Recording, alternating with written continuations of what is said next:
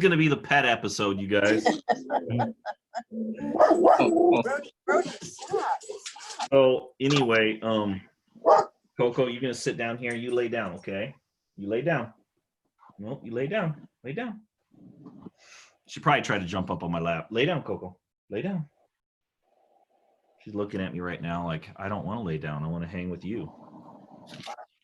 How's everybody doing? Doing great. What's up? Awesome. Awesome, awesome. Good to see everybody. We got some good stuff to talk about today, and it's about time. I'll give it a couple more minutes, see if anybody else jumps on, or if anybody else wants to go grab their cat, their dog, whatever. Gerbil. This is the pet episode, so it's funny. This little turkey right here. They're awesome. They're totally. These you can be having a bad day, and you walk into a room with your dogs, and your day turns around pretty fast. Absolutely. Everybody gives me a hard time. How was that though? You know, I'm 6 foot tall, about 240 pounds, and all my dogs are like 10 pounds or less. My cat's big though. My cat just weighed in at 12 pounds, so she could take the dogs. She can. She's tough.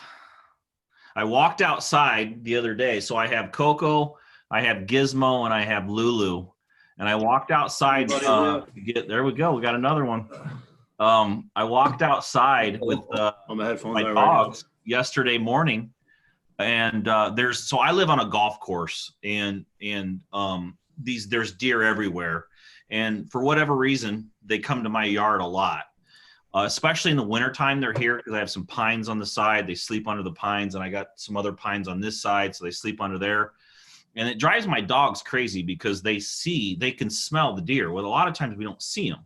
But I let my dogs out at 6 o'clock yesterday morning, and there was a big doe standing right by the door, like 15 feet away. And my little Lulu, who's only about 18 months old, she's literally, Lulu is. She's this tall, and she was on full-on growl attack mode. She was going to take this deer on. It's like 180 pounds. It was so funny. That's hilarious. So anyway, let's get started. Everybody, let's see. You guys, I'm going to let you self-regulate. Let me see if I can. I have a hard time muting everybody. As long as you guys aren't loud, if you have to do anything that's going to cause any noise, just hit your mute button quick. If your dogs start barking, something like that. But other than that, I'm not going to mute you guys right now. But if you're making a lot of noise, I'm going to hit the mute button on you. So let's get started. We're going to talk today about time management and delegation. We still got some people jumping on, which is great. So we're just getting started here. So time management, delegation. So first of all, I got a whole list. I made 12 things that I'm going to talk about today that's going to help you guys. So first thing is time management. I'm really big on, I don't know if all you guys are morning people or not, but it really doesn't matter if you get up at 4 a.m. or if you get up at 8 a.m. Like I really doesn't matter. As long as you get up early enough to take 30 minutes, sometimes 20. I mean, this does not take long. And I'm telling you, this is the difference between getting a lot done in the course of a day and not getting anywhere near what you want to get done. So first thing you need to do when you get up, what I like to do, now I get up really early. I'm a 4 a.m. guy. I got up at 5 a.m. today. I've been sleeping in until about 5 a.m. for whatever reason the last week or two, which is fine. My trainer gets to my house sometimes at 5:45 a.m. and some days 9 a.m. So I kind of mixed it up a little bit. That's just based on his schedule. It was really hard to get a trainer to come to my house. I don't know why, but those are the times he had available. And so I get up at 5 and there's nobody else up. A lot of times it's between 4 and 5. Nobody else is up. And I love the fact that nobody else is up. I have pure peace and quiet. And that's for whatever reason, the way my brain operates. Like right now, it's a little after 4 o'clock and I'm wiped out. Like by the end of my day, typically, if I start at 4, by 4 in the afternoon, I'm wiped out. My brain doesn't function that good. I just had to have a Bang energy drink a little bit ago. I start getting groggy and tired. My peak performance is in the morning. Now, you guys might have a different peak performance time, but you have to do your thinking. Your best thinking happens at your peak performance. Some people stay up until like midnight, 2 o'clock. I don't do that. I went to bed last night at 9:30. Some people will say, well, you're an old man. That's crazy. I would never go to bed that early. I don't care. That's how I operate. So what I'm going to tell you guys might not fit perfectly with your schedule, but it's something that's important. So you need to figure out when you're at your peak performance. Like if you look at a, I don't know if you guys are into fast cars and stuff like that, but if you look at a car and the car hits the gas, there's what's called a torque curve. At X RPM, it produces the most horsepower, okay? You need to find your torque curve when you operate at peak horsepower. For me, that's 4 o'clock, 5 o'clock in the morning. And I don't know what it is. My brain's clear. I think better. I get more done. I'm focused. I don't have, like right now, at the end of my day, I start losing focus on stuff. I'm like, I'm over here for a minute, then I'm over here. Wait, I got to go do this. It's just not good. So at the beginning of my day, that's when I get all my stuff done. So what I do is I get up in the morning and I make a list of everything I need to get done for that day. So I'm real big, you guys. I'm old school. I like yellow pads. And I fill up yellow pads, but I also have a journal over there that I like to journal in that is permanent. I don't throw those away. This stuff, I tear the pages off, wad it up, goes in the garbage. So, but I start my day with a plan. I make a list of everything I need to do. And there's nothing that feels better, at least to me. I love marking off a list. I love crossing stuff off. I don't know if it's because of the way my brain operates. I like to get stuff done, but I like crossing off a list as I knock stuff out. Now, what I've noticed over the years, when I was beginning in real estate, and when I was at when I really got to lots and lots of deals, but I was doing too much myself, my list could be 1-2 pages deep. That was not uncommon. There's 20 something lines or 30 lines on a piece of paper.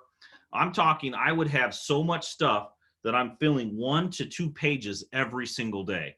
Now, I did not have the knowledge that I have now. I was doing 20 to 30 deals a month, but I was working and doing too much.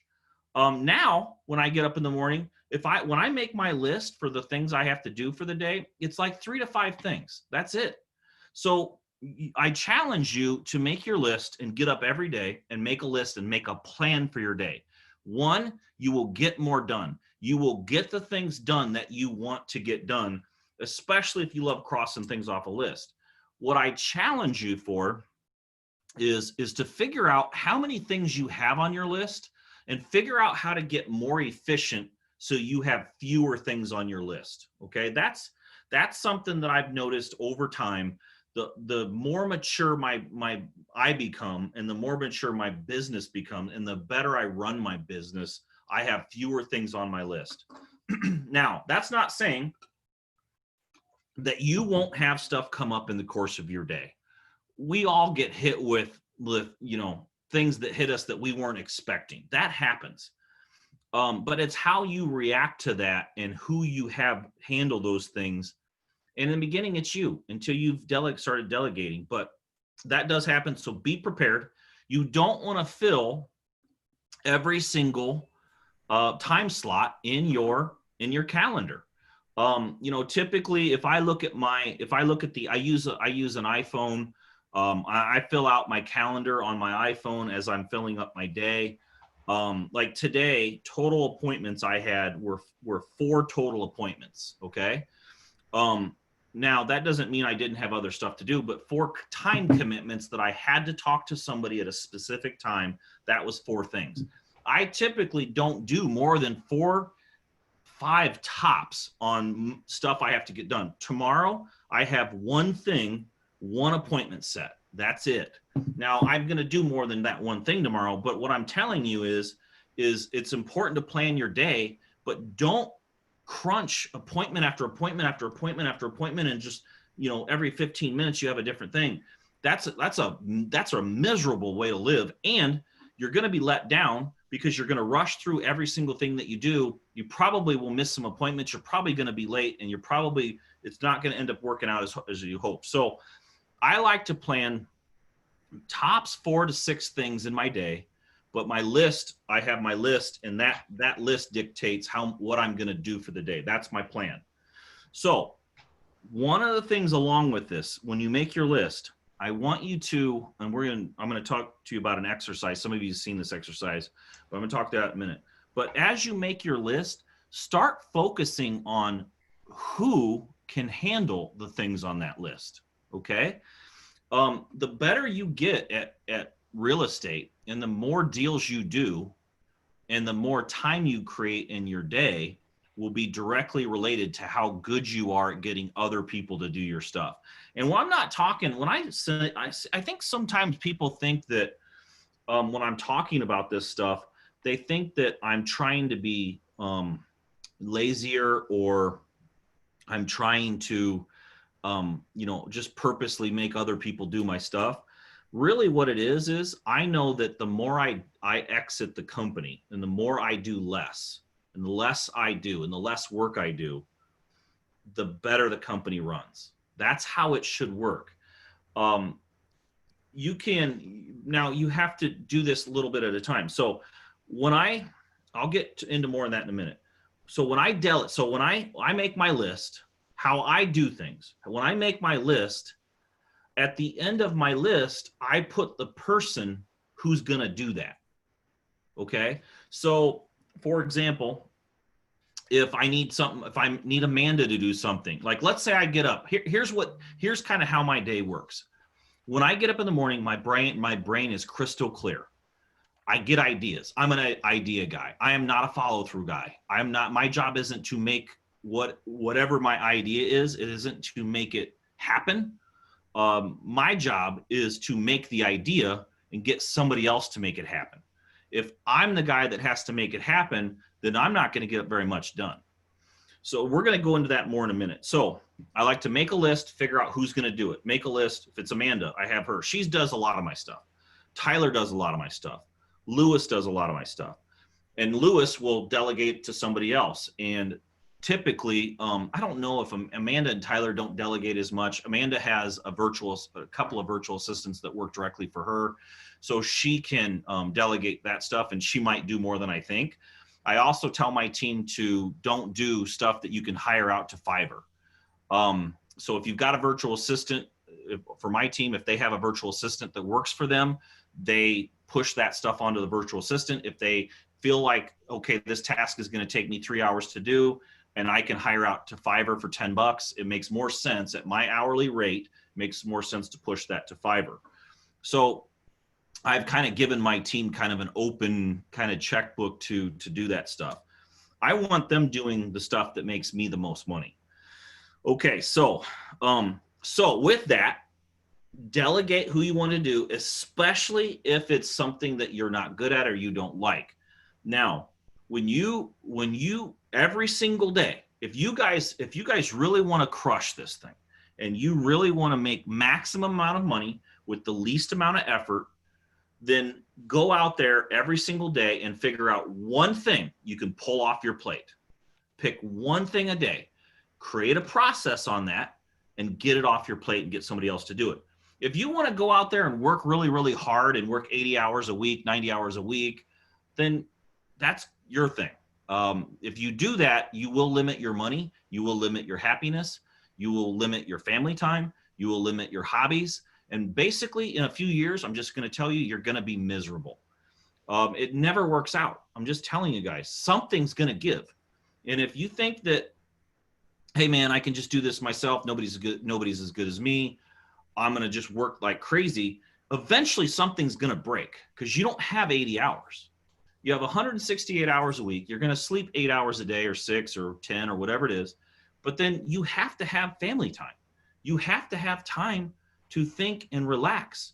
You have to have time to play with your dogs, right? I mean, that stuff has to happen. Otherwise, it's miserable.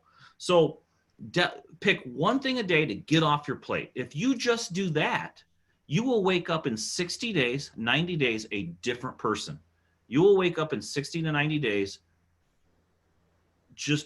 you'll almost feel guilty. You'll almost feel like, I feel like I'm not working. Like my biggest obstacle, you guys, my biggest struggle was guilt. When I figured out how to work very, very little and get a lot done, I felt guilty about it. I was brought up to work hard. I was brought up to work a lot of hours. So that's something that you'll have to overcome if you're like me. So that leads me to my next thing.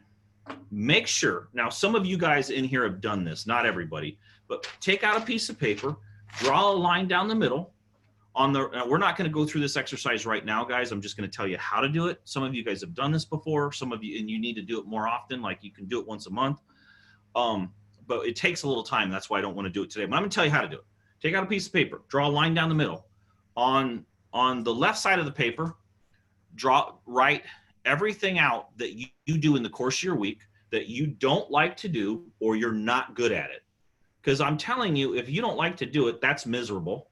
And if you're not good at it, that's just stupidity that you would keep doing something you're not good at. Don't try to get better at the stuff you're terrible at.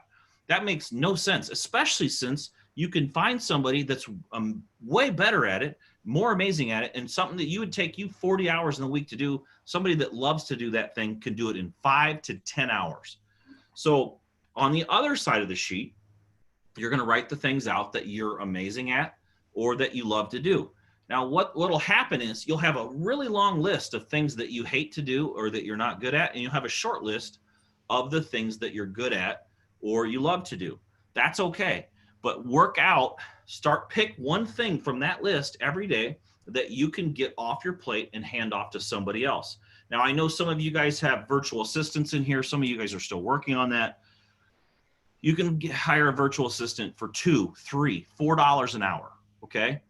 Now, you might say, well, Matt, I'm just getting started. I don't have the extra money. Well, let me just tell you, it doesn't cost enough to make it not worth it. You're going to get your money back so fast that I would never trade my time for like this. So let's say you find somebody for $2 an hour and you think you're going to hand them off something that's going to take 30 hours a week. First of all, if you do this right, you're going to hand off the stuff that you're not good at and you don't like to do.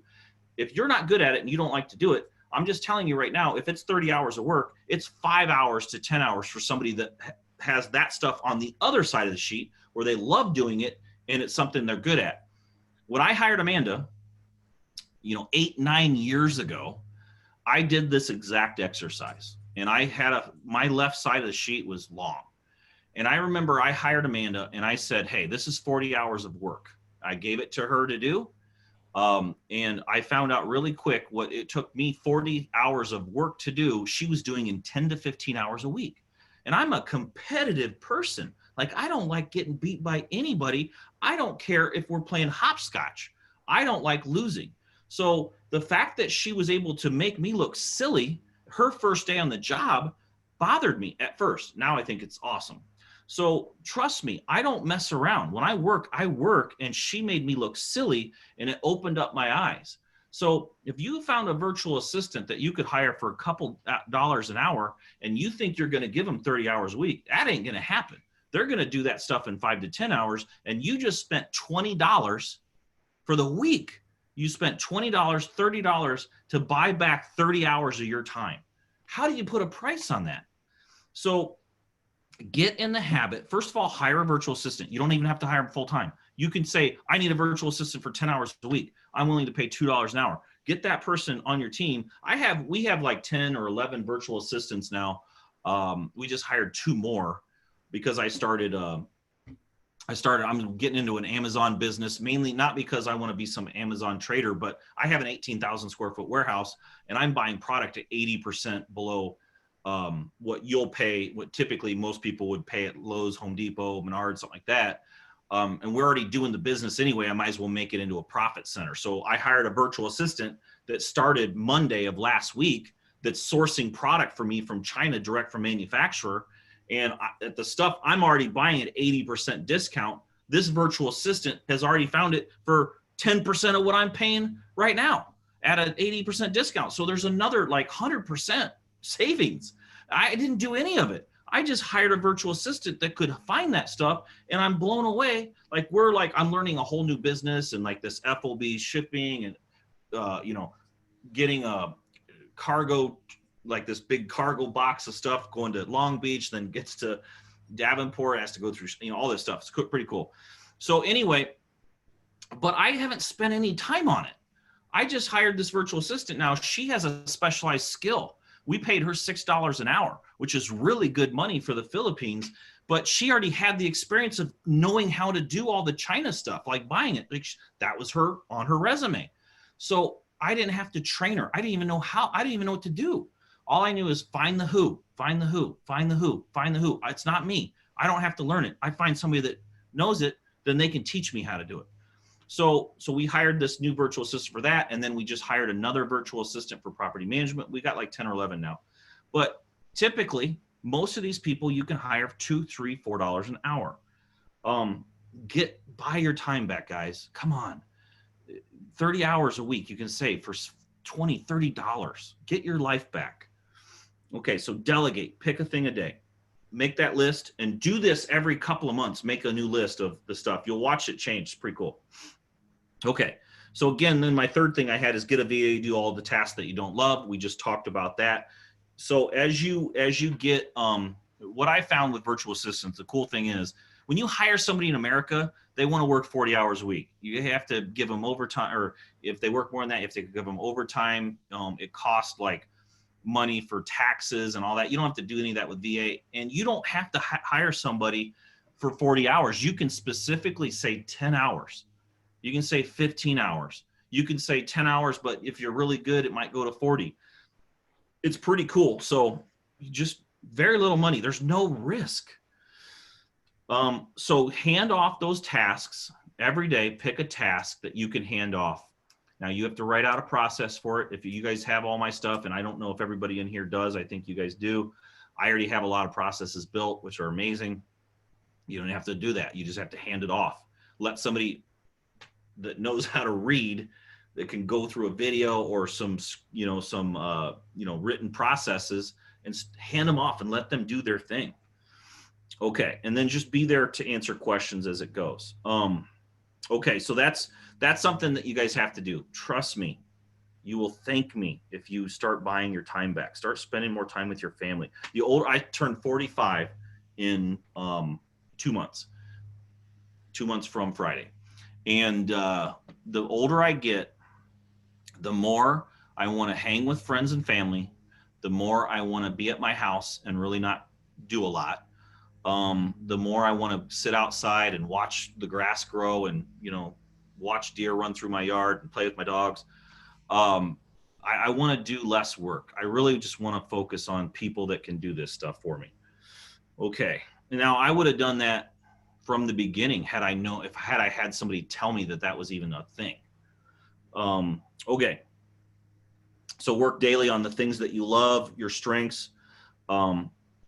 Just work daily on processes that can remove this stuff that you hate. It creates more time for you, and it's going to create way more happiness. Here's the other thing too, guys. What I found is if I have a list of things, let's say I have this piece of paper and I got a list of things I need to do. If the things that I need to do are things I don't like to do and I'm not good at, I procrastinate about them. I literally just I find a reason to go get a cup of coffee, or wait, I got to go out and check the mail, or hey, I need to, go make sure the dogs have food or something like that. Like I find little dumb reasons to stop doing this stuff, and it creates interruptions, and those interruptions waste time. And so it's better to get that off my plate because I just don't want to do that stuff. I'm not big on, I actually don't like writing out processes. It's very detailed work and you have to make sure you don't miss anything. What I like to do is I like to hand that stuff off to Amanda. And I just tell her what I want for the end result. And I say, hey, just build it and then ask me questions. So that's another cool thing is you don't have to actually know how to build the process. If you hire the right people, and again, you don't need people, you need a person in the beginning.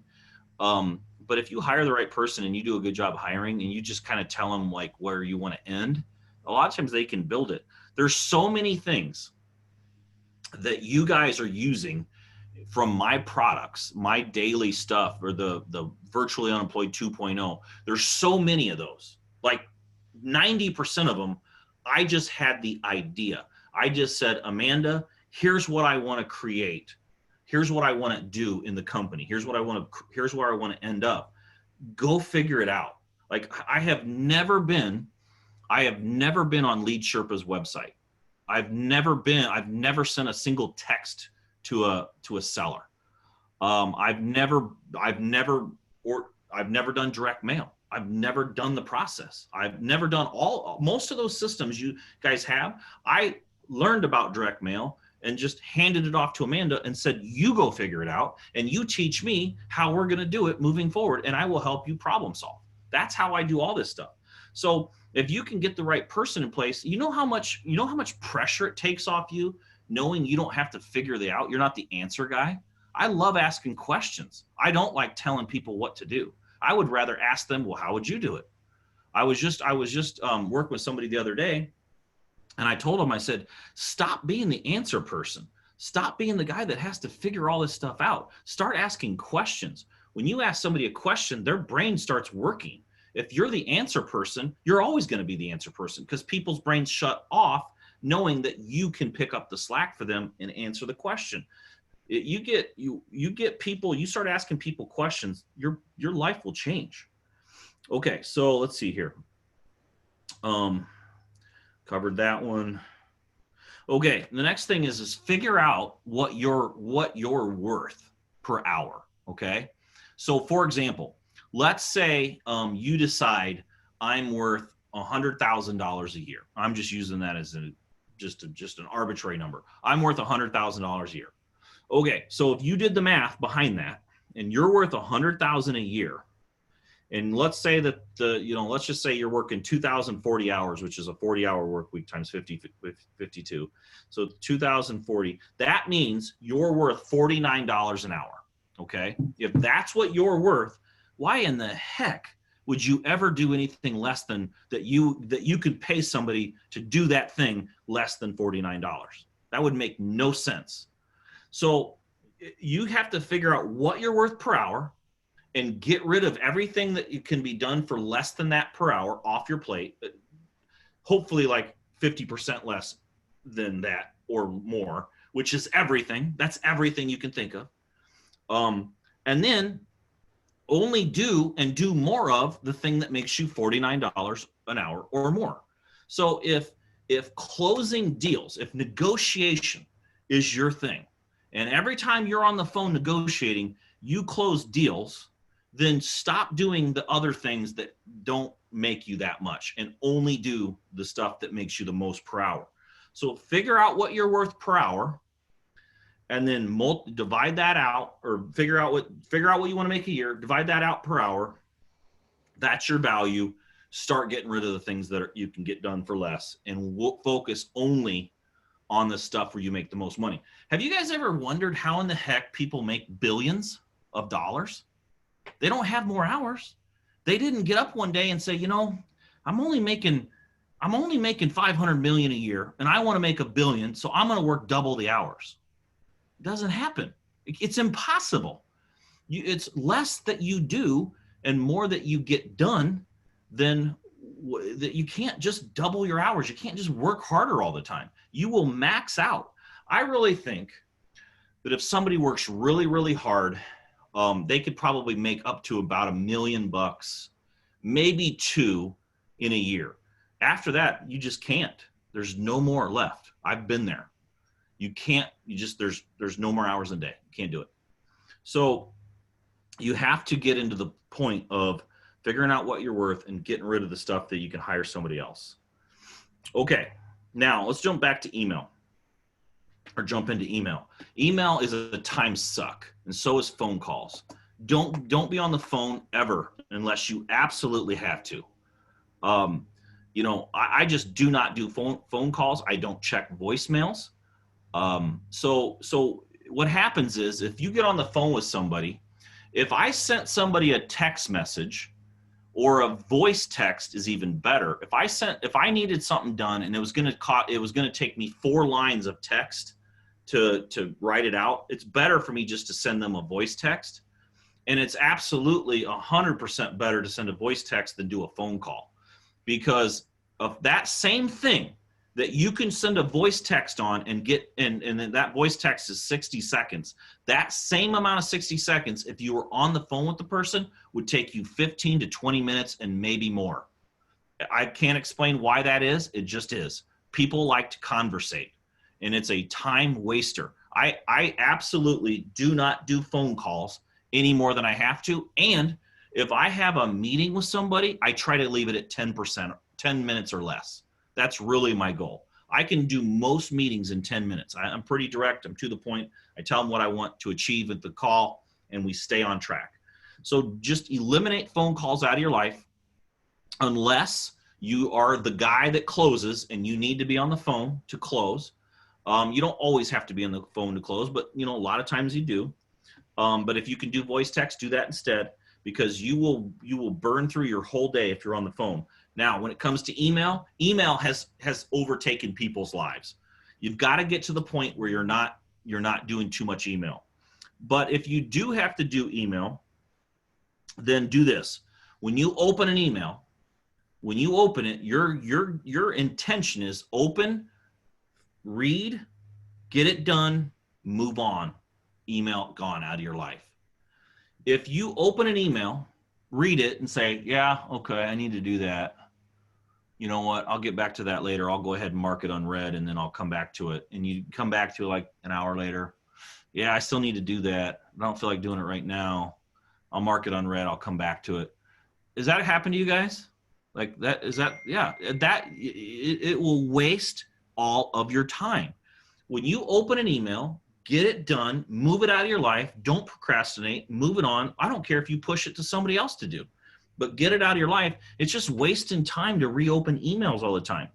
So what I like to do is I like to handle them fast. Now, in the situation where I do need to do follow-up with that or something, I mark unread. I don't know how many of you guys, I don't know if you guys use Gmail. You guys use Gmail? So Gmail has a little mark unread button, okay? You can mark the email unread. And when you do that, that creates that's your to-do list.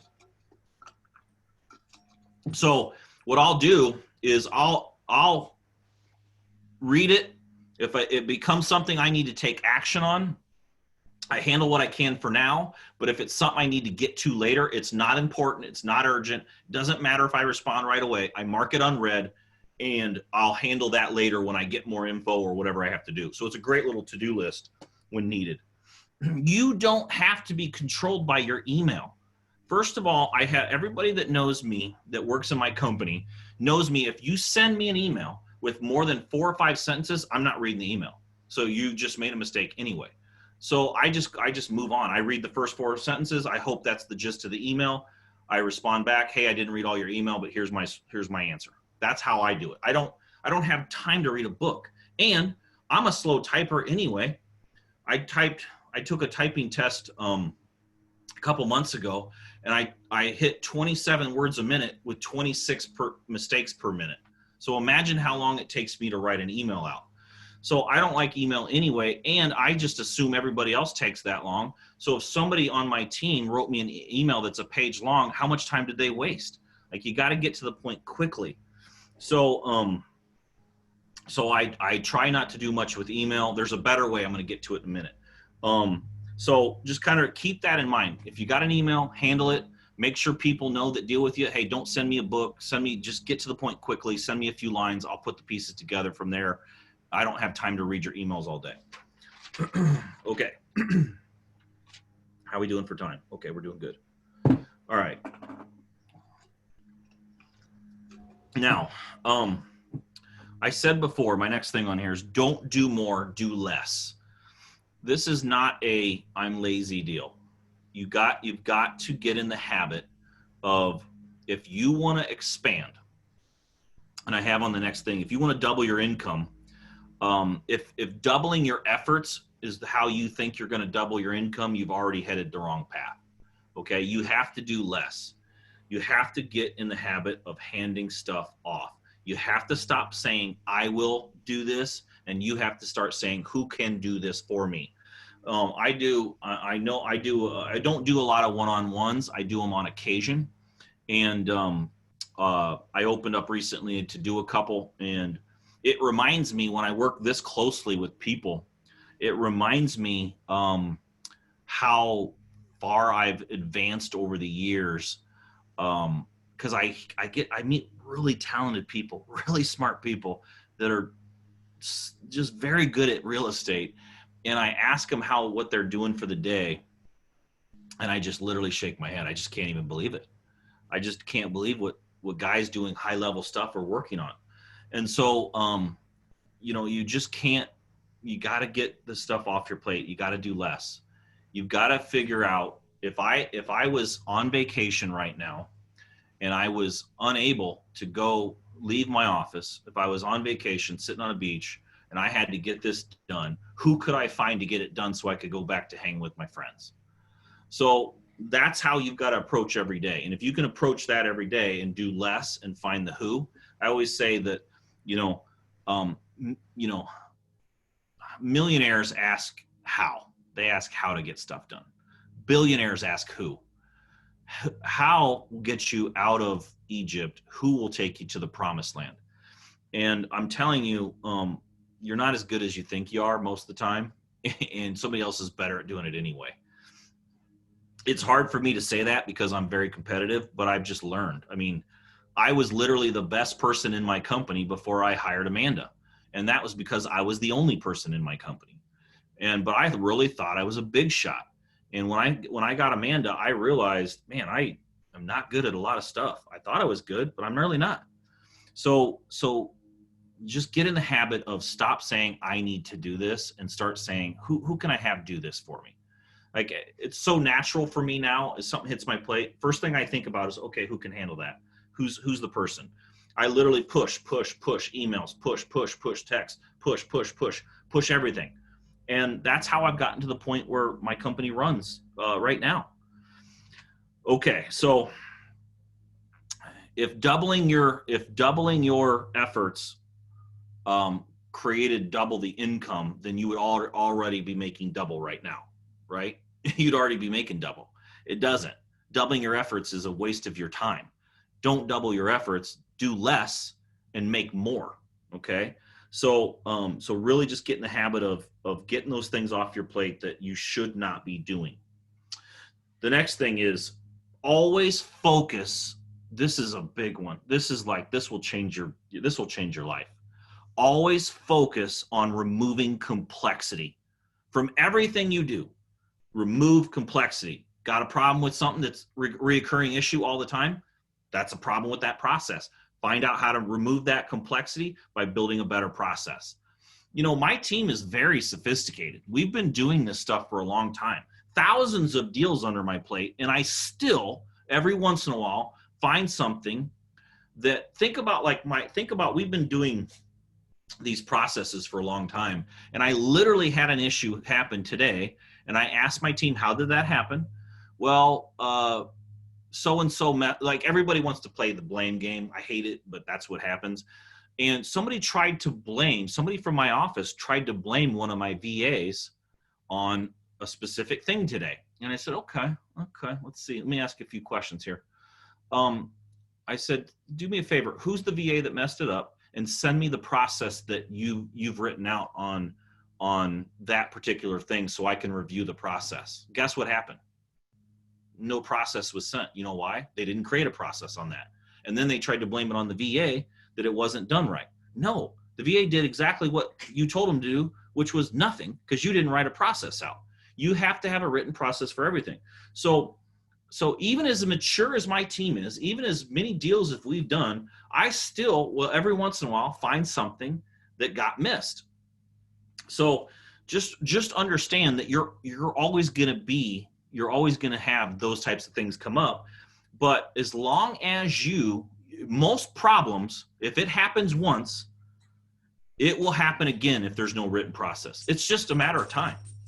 So automatically, if you want to remove complexity out of your life, as soon as a problem hits, review the written process. If there's no if there's no written process, it's going to happen again. You guys with me? Remove complexity. And the only way you remove complexity is you sit down with a piece of paper. I like paper because I'm terrible at typing. I sit down with a piece of paper and I write, okay, step 1, what happens? Okay, call comes in. Step 2, here's what I say. Step 3, here's what they could say. If they say no, it goes here. Yes, goes here. Okay, step 4, step 5, step 6. Write the process out and remove the complexity out of your life. Something for me about writing stuff on paper gets me a chance to put my brain on a piece of paper and find the loophole. What am I missing here? How did that mistake happen? Why did that VA do it that way? Well, okay, well, we missed a step. Now we got to recreate. That's one reason why you guys will notice that a lot of my processes are in written text. And the reason is because we might improve or change something, and then we don't have to refilm the whole video. We just go back and change one part of the text, and it's very, very quick, very easy. So always focus on removing complexity. If you hit a problem in your business, it's almost always a process-related problem, okay? You know, if you're doing, it really doesn't really matter. I mean, I could pick anything. So keep that in the back of your mind. Tomorrow when a problem hits you in your business, think about what's missing. Think about how to remove complexity. Maybe the process is too complex. Maybe the person that's running the process is the wrong person. We're going to get into that in a second. But you could be mistaken on who you hired. So, but always remove complexity. I hire people and I surround myself with people that remove complexity out of my life. When a problem comes in, the first thing they do is they find a solution. All right. People that are solution oriented remove complexity. People that are problem oriented focus on the problem. I hope you guys can see that shift. If you ever have somebody in your life that says, hey, I just hit this problem, I don't know what to do. Well, how would you do it? Well, I don't know. I mean, I guess I'm just telling you about the problem. That's why I'm here. I'm telling you about the problem. Well, yeah, let's focus on the solution. If people can't focus on the solution, they're not going to work out long term. So find people, always remove complexity from every situation, make processes super simple to follow, and find people that can follow through on those things that are solution oriented and can remove complexity. Which brings me into the next thing. Focus on C personalities for task-oriented jobs. I've talked about this a lot over the years, but C personalities. If you haven't dove into the DISC, the DISC stuff that I've created, I believe everybody here has it. You need to dive into it. This makes all the difference in the world. A C personality. So if you take the test, and you know, most of you guys, when you hire your first VA, they should all, your personal assistant, your executive assistant, those people should be high C's always. There's no reason for them to never be.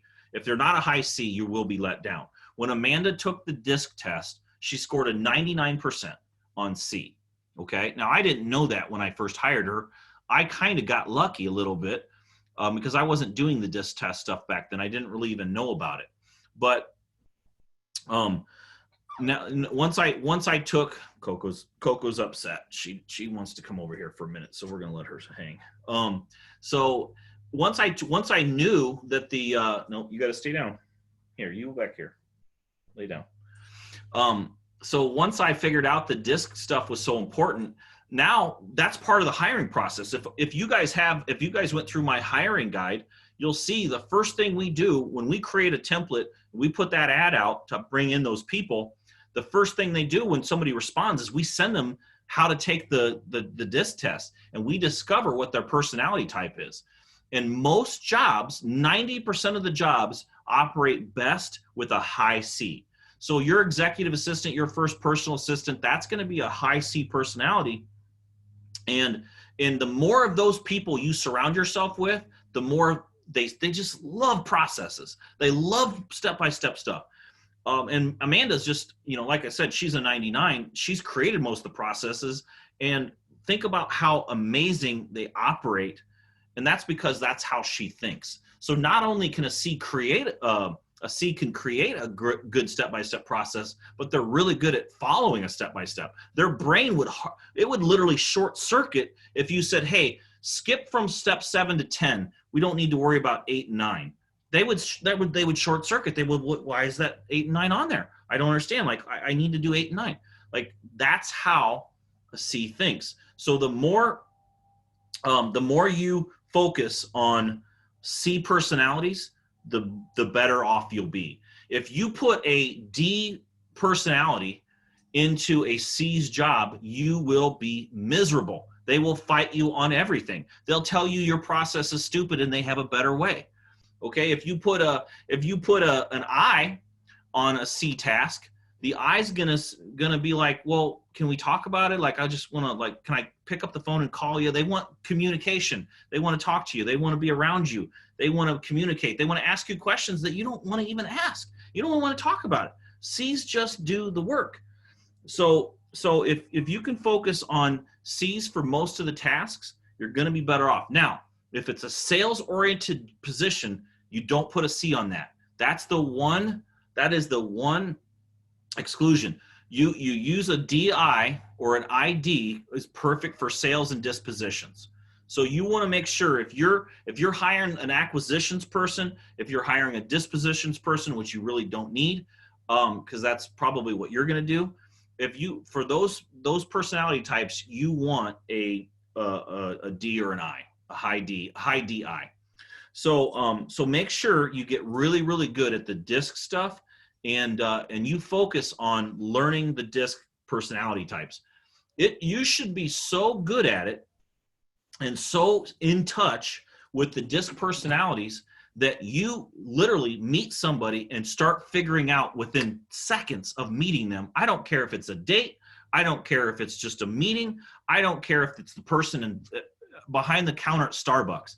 Start figuring out, I wonder what type of a personality this person is, and watch how in tune you get with it, and then watch how much more you get done.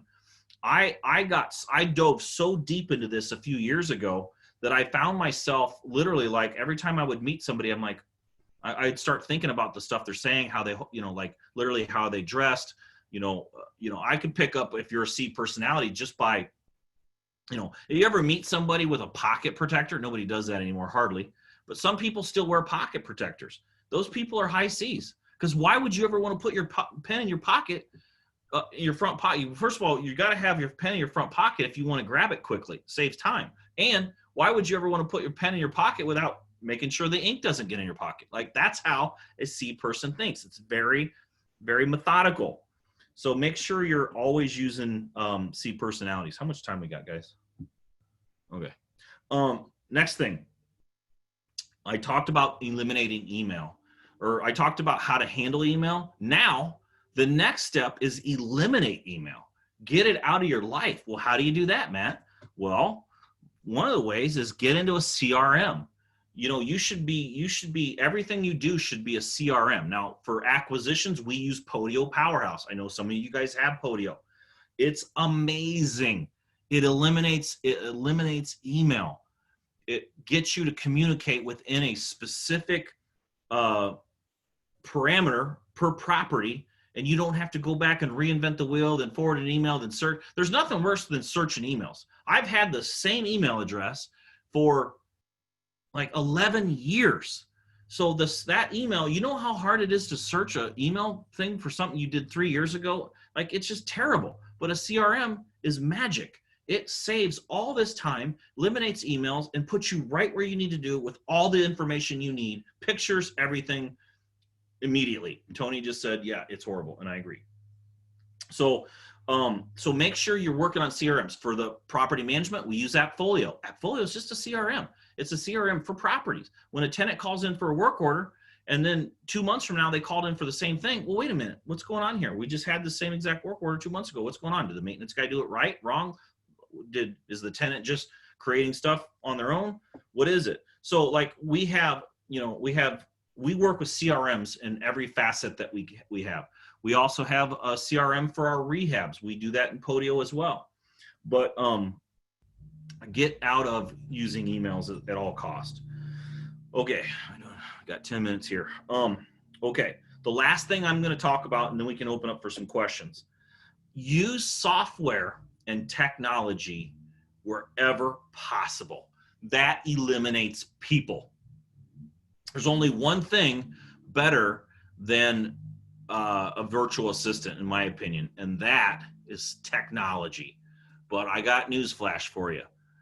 Technology doesn't mean jack if you got the wrong person running the technology. You could have the best software that saves all this time and money on the planet, but if the wrong person is running it and they don't do it right, or they do it wrong, they don't do it right, they don't fill it out, they don't press the right buttons, they don't use it at all, it doesn't matter that you spent money on that software and that technology. It's never going to take you where you want it to be, and it's going to be inconsistent.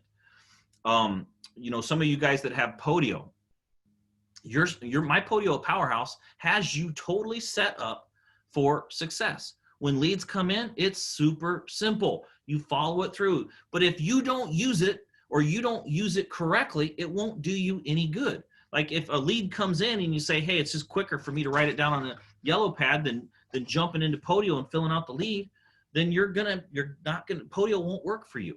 So you have to actually use it for what it's designed for. We use a ton of different software in my company, and every time we can find something that works amazing, we adapt it. Appfolio came out with a new, like 3 months ago. Appfolio came out with this new thing. I don't know if any of you guys use Appfolio, but we use it in our property management company. And it came out with this new thing on billing, like entering bills, and it was just amazing. Like something that we used to have to do twice for every bill, it eliminated it and made it just do once. And I eliminated a person out of my office. Totally didn't need one extra bookkeeper. That saved me $40,000 a year. Boom, like that, just like that. Podio sends you a report on how many man hours you save every single year. And it is in the thousands for me. So it saved me thousands and tens and hundreds of thousands of dollars. Obviously you guys know a lot of the stuff we use, but we use just software all over the place. And there's times when it goes in and out of, like I told Amanda, we used to be on a couple different things that we got rid of today, but sometimes the software is amazing at the time, and sometimes it falls out of something that's useful. But if it can save you time, you need to get it involved. It's less overhead, the better. The less employees, the better. And that even goes for VAs. You don't have 10 VAs working for you. If you're doing a deal a month, it won't work out. So make sure that you're always on top of the best software. And I'll try to keep you guys posted on that as best as I can. We're pretty leading edge. I think we always kind of know what's happening. But make sure it doesn't matter how good of a piece of technology that you're using if you don't use it right. We just, a lot of you guys have seen where I'm really going deep into Land Glide right now, and it's crushing for us. I don't want to get into that right now, but it's doing things that I have not been able to do before. For $50 a month, it's just unbelievable. So we're really into that right now. If you've got the Virtually Unemployed 2.0, it's in there. You guys can see that. But anyway, I'm really big on, delegate to somebody else. And if you can automate it with technology, go that route. Okay. I've been talking fast, and a lot. So I'm going to open up for questions. What do you guys want to talk about? I know we had a couple things in the we've had 9 things in the chat. Let me see. Okay. How do you pay? So Todd asks, how do you pay without getting into possible money laundering issues? I know it's in the course. I haven't got that far yet. Yeah, it's not. So Todd, I think you're talking about virtual assistants. You can literally pay them right through. All of this stuff is in the course. I literally detailed, but you pay. There's no money laundering when you pay virtual assistants. There's a transfer. You actually have to do a conversion. Some of the platforms do it for you, but it converts the money automatically, so you don't have to worry about any of that. And you can pay with a credit card in a lot of cases. I think depending on, most of my virtual assistants are from the Philippines, but I have one from Bangladesh, and one from another country, and we had to use a different way to pay, but all that's in the course. So you want to get in trouble for that. Okay. I took the text. I took the test. I'm high I, low S. Tony, you're a high I, big. So you're a high I, low S. Tony, I totally see that about you when you're kind of the life of the party. But that means you're good at building relationships. So in that case, that's even more important to get C's into your life, right? Yeah. Eyes get distracted. Eyes are they're people. Eyes love people. They like being around people. They get energy from people. They're good at building relationships. They care about other people. You know, Trina was, I think she was 97 I, and me being a 99 D, you know, I like staying at home. Like I don't want to go anywhere. Like I just like being by myself or being with my family. So tonight, for example, for dinner tonight, I always eat dinner really early. We eat at 5 o'clock. Trina says, "Hey, where do you want to go for dinner tonight?" I want to stay at the house. Well, I want to go out somewhere. And I'm like, I'm not going out anywhere. She's like, well, let's go. We're members at this golf course that I live on, this golf club. And she's like, well, I want to go over to the golf club and eat. And I'm like, I'll make a deal. We'll order from the golf club and go pick it up and eat it at home. So that's what we did. But that's how eyes think, right? So Tony, that's good. You're good at building relationships. Use your strengths and hire C's to do your stuff. Yeah. You begin on the eyes. I'm feeling bad. Yeah, last 3 weeks. No, but eyes. If you don't have an eye, they're like, I'm like me being 99D.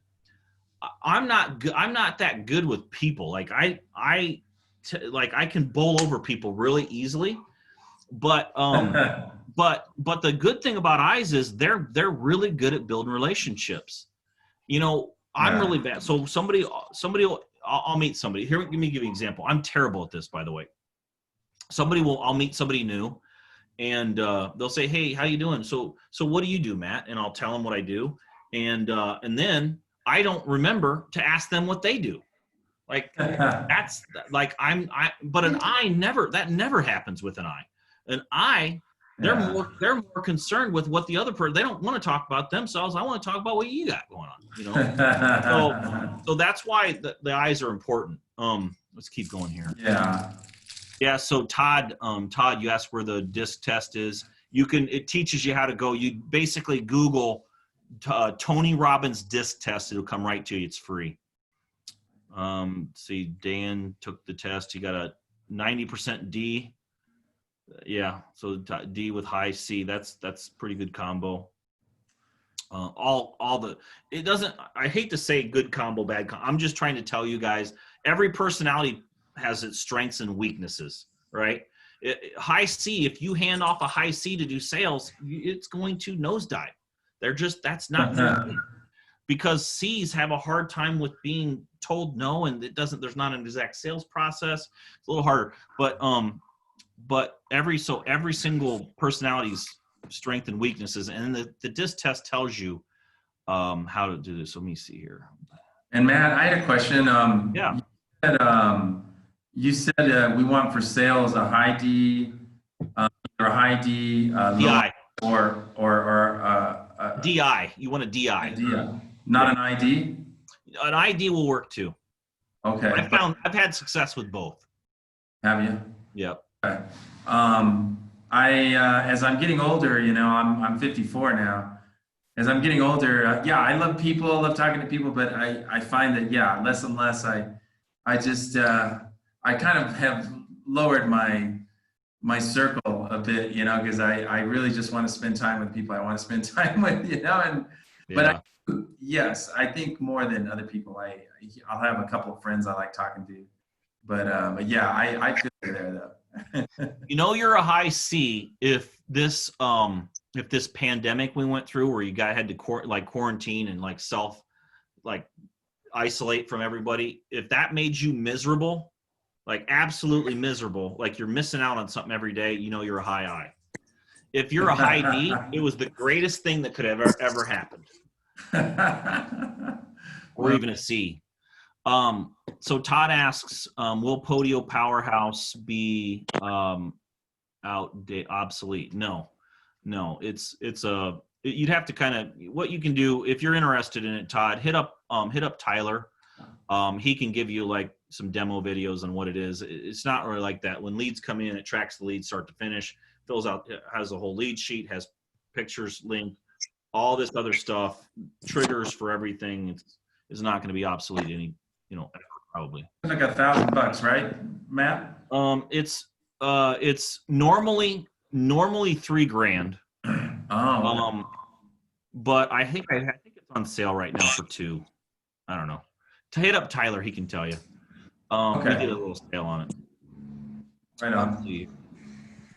Hey, man, I got a question. Yep. Hey, Matt. Yep. Go ahead, Tara. Then Ronaldo, you go, or is it Ronaldo? Ronaldo? Reynolds. I don't know Reynolds. why I had Let's do Tara first, then we'll jump back to you. Of course. Reynolds. Okay. So it's nice to see your softer side with Coco. You didn't know I was soft? Well, you're great at what you do, but you're very intense. Oh. You know, I'm a C. I'm a C. Okay. And so the other thing I wanted to say was, Tyler is phenomenal. Whenever I've emailed him, he's gotten back to me right away. The only thing I just want to, and it has nothing to do with him, I just want to offer some, I don't know, I don't want to say criticism, but so I've been trying to send the videos to my virtual assistant, who is phenomenal. However, a lot of times in the videos, it talks about the Philippines or how much you can pay them, or, so she's doing a great job. And I ended up getting the transaction coordinator Awesome. video but at the end it talks about how much you pay, and I couldn't send it to her. I just couldn't send it what to did I say in there or what did we say in it? I don't know if it was you. It was just that we pay, for different. It was actually Amanda did it, which I adore just her. that we pay because we're paying too much, and you didn't want to pay. You thought that would be like, oh, I don't want to send it because I say we pay $6 and she's making $3. Is that what it is? Right. That's a good point. I like that. But here's what you can say. You can just say, listen, Matt's team, some of these people have worked. This is how I would handle it.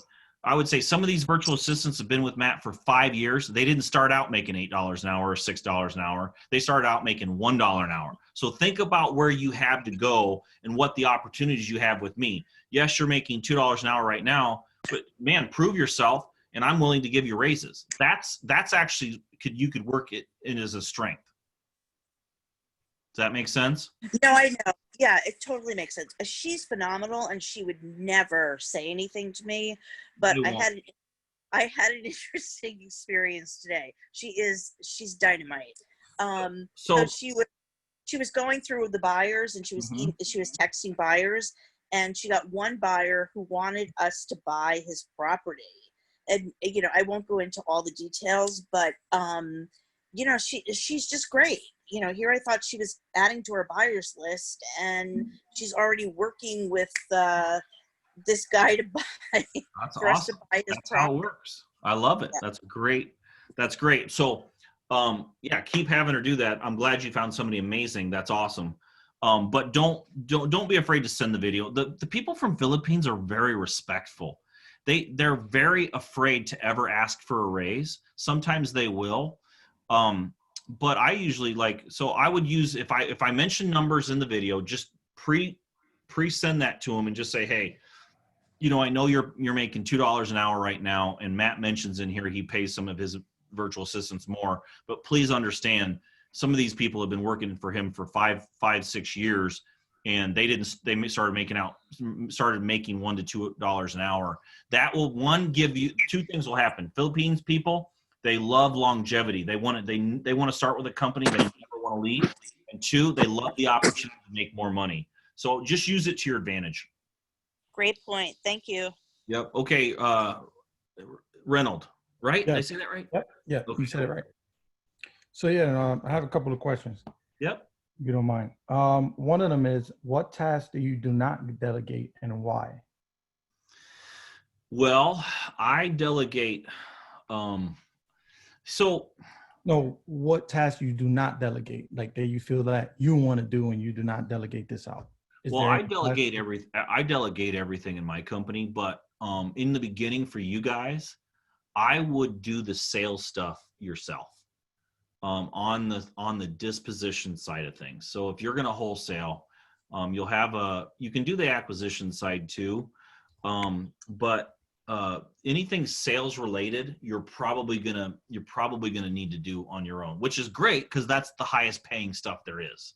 Yeah. So you should now, if you take the disc test and let's say you're a high C, for example, and you're just very afraid of making phone calls. I'm not saying all high C's are. I'm just saying I kind of know how it works. So let's say you just don't want to make phone calls. Well, then maybe sales isn't going to be your thing, and you need to find an acquisitions person, right?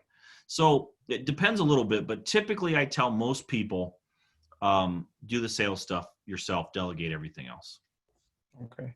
Now the next other question questions? is, the next question was, do you delegate your cold calling to VAs or you keep that in office to your? Nope, I don't do that in the office. I tried doing it, and we weren't really that good at it. So we have VAs do all that.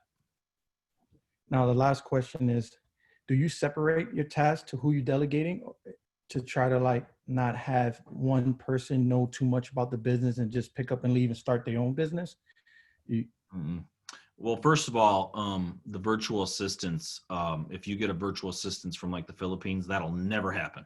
It's just never going to happen. Yeah, no, I wasn't even, I was probably talking about like your assistant Amanda or someone like that. Like you just keep them doing certain things and not too much. No, I don't. Amanda tomorrow could do everything that I do in the business and run it. I mean, Amanda within the first 30 days wholesaled 2 houses for me, and made $5,000 a piece for me. But she doesn't, Amanda, well, first of all, I pay her a lot of money. Secondly, she gets bonuses every month, and she gets a bonus on every single deal we close. But third, she's not a risk taker. She's not big on risk. She likes a guaranteed amount. And she's not really an entrepreneur mindset, but she could do all this herself if she wanted, but that's not what she likes. So, yes, you do need to be, if you hire somebody that's like, man, I just want to come work for you because in a year I want to start my own thing.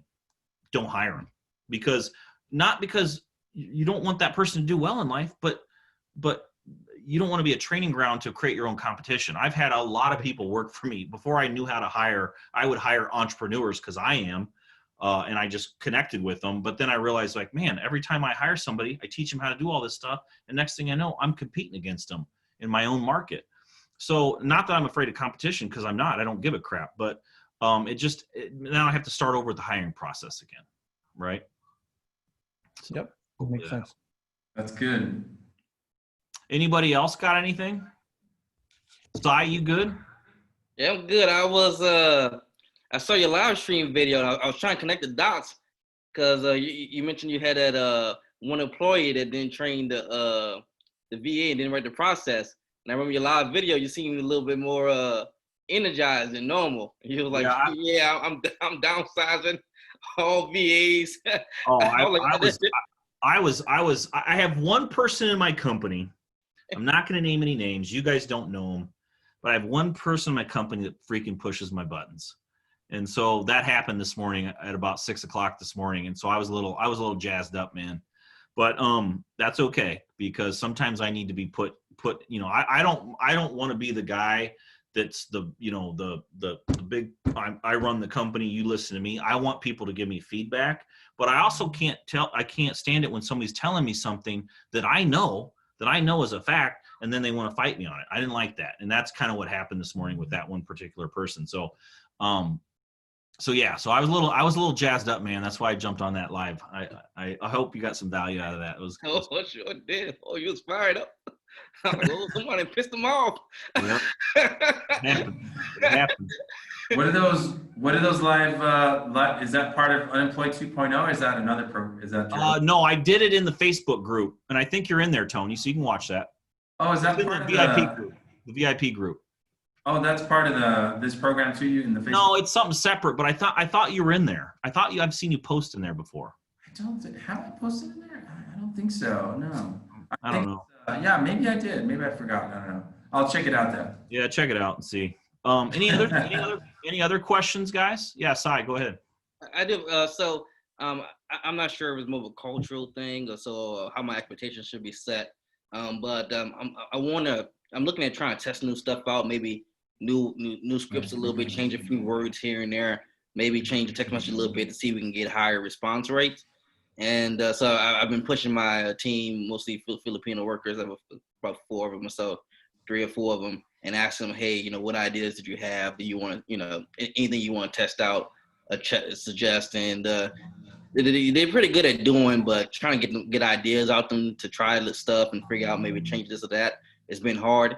Do you think it's maybe just is the employee, you know, the ones that I have per se, or maybe the culture that just their personality just want to do and be told?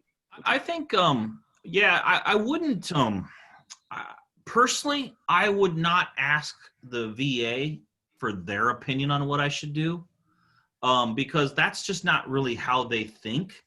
They just do what they're told. They don't use a lot of discretion, and you really don't want to introduce discretion into your business, because discretion is the enemy of duplication. Okay, what I would do is I would rather see you say, hey, like you can hit me up or something like that, or go to the Facebook group or whatever, and just say, hey, I have an idea, Matt, on this and this and this. I'm thinking about changing this wording. What do you think? Like, I wouldn't have your virtual assistants make that decision for you, or give their input. I really wouldn't. Okay. Thank you for the Hit me up if you need to, or I would rather you go through the Facebook group, then everybody can learn from it. But absolutely, if you think something isn't working, and you can tell if something's working or not. If you think something's not working, then you need to make an adjustment for sure, because everybody has their own lingo, and South might have different lingo than North, East might have different lingo than West. Like it was so funny. I was in Nashville over the weekend, and I call soda, I call it pop. That's how we call pop.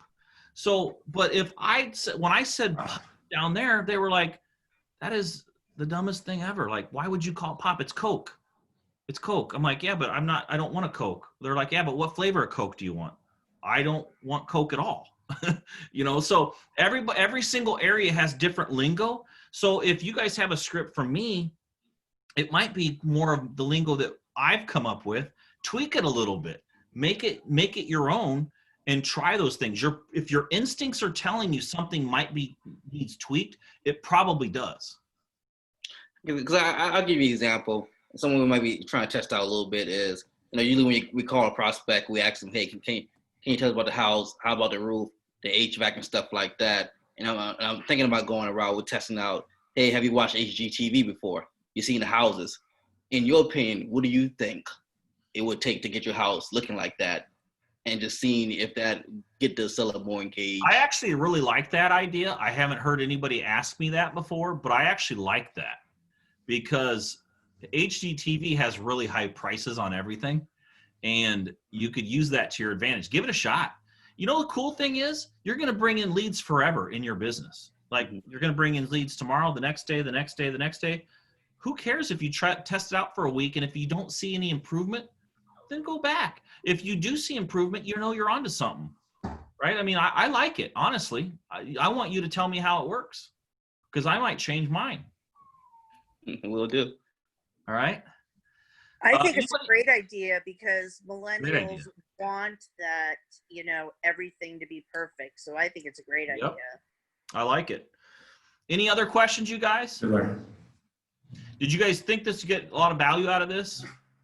Yeah. Liking it? We went a little over. We went about 15 over, but that's okay. See, Got a lot of It was notes. good. in.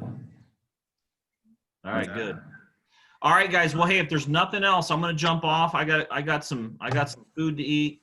Coco's whining over here. She's not sitting by me anymore. She went over on the couch. She's mad. you were So hilarious with that. Coco dog. is Coco's an I personality. So she's miserable right now because she's not with her two pals. She wanted to be with me for a minute, but I gotta go. I'm gonna go get some food and go hang with the dogs and call it a day. So you guys good? Dude, Thank Yeah, thank you. You guys, hey, good seeing all you guys. Good questions, and we'll talk to you guys soon. you're a champ, dude. Thanks. Have a good you. night. Bye, everybody. Bye. See you, Have a Tony. good week.